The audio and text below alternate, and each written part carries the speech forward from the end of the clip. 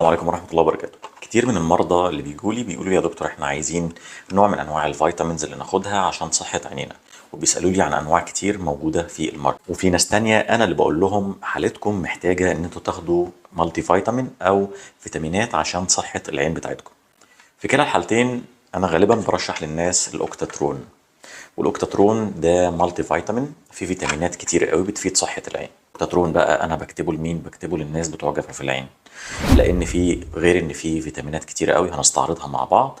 هو في ماده السيلينيوم، والسيلينيوم ماده ثبت انها مفيده جدا لصحه الغده الميبونيه، فهي بتؤدي لنشاط في الغده الميبونيه، وكمان بتنشط الغده الدمعيه. فالناس اللي عندهم جفاف عين انا بنصحهم ان هم ياخدوا اوكتاترون. ناس تانية من اللي انا بنصحهم ان هم ياخدوا اوكتاترون مرضى الشبكيه السكريه، وده لان الفيتامينات دي موجود فيها انتي اوكسيدنت، كلها انتي اوكسيدنت مضادات للاكسده، ومعروف دور مضادات الاكسده في الجسم عموما والشبكيه.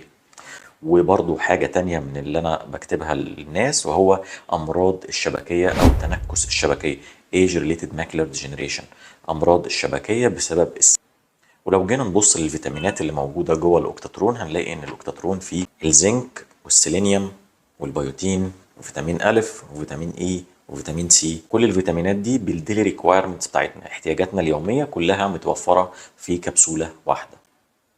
حاجة مهمة قوي في المالتي فيتامين اللي أنا بكلم حضراتكم عنه ده، إن عشان الفيتامينات اللي إحنا حاطينها دي تمتص، الفيتامينات دي بتبقى متحملة على أمينو أسيد، متحملة على مواد بتدخلها جوه الجسم، ودي حاجة بنسميها في علم الأدوية كليشن. في بعض الأدوية بتكون الفيتامينات دي مش محملة على أمينو أسيدز كتيرة، احنا نبقى واخدين دواء بس الجسم بتاعنا مش مستفيد منه.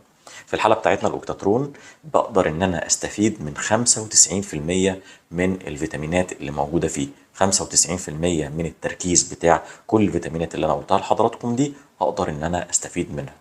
اسأل الدكتور بتاعك على الأوكتاترون واسأله إذا كان هو مفيد للحالة بتاعتك، وابدأ خده وعرفني في التعليقات لو أنت مريض من المرضى دول وخدت الأوكتاترون هل أفادك ولا لا. كان معاك دكتور محمد جودة، أتمنى أشوفك في صحة وعافية. مع السلامة.